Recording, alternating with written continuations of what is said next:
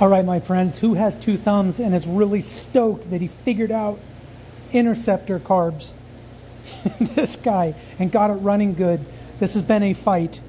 These carbs have been a fight. Part of the problem was, or is, or was now, this is a California bike. So a California bike had an evaporative canister, and usually they're pretty simple, but on this bike, on the V4, very, very complicated. In fact, I was doing searches online.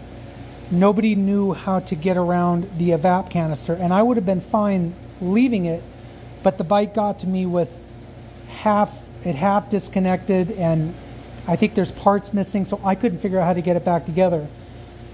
So I deleted it. I think a lot of the problems that people run into trying to delete them is that they delete the evap canister and then try to get the California carbs to work. Or what I did was I rejetted those carbs to the 48 state spec carbs, and it ran horrible. It backfired so loud. Just really weird, wonky stuff, and they are very difficult to sync these carbs up. So it's been a big learning curve, but it runs great now. It's still got a little bit of a pop, an idle pop.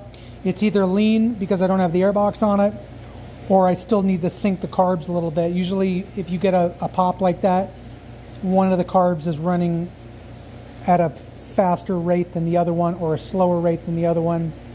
But I'm waiting on new plug wires because you can see the way that I've got this ran.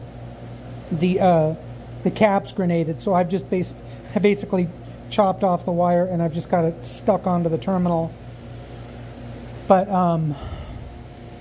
yeah, I'm happy. I got to finish up. I really cleaned this up back here.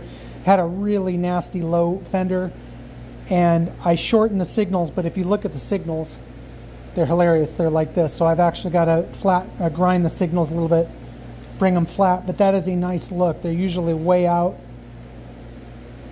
Yeah, it's getting there. So all right, stay tuned, friends.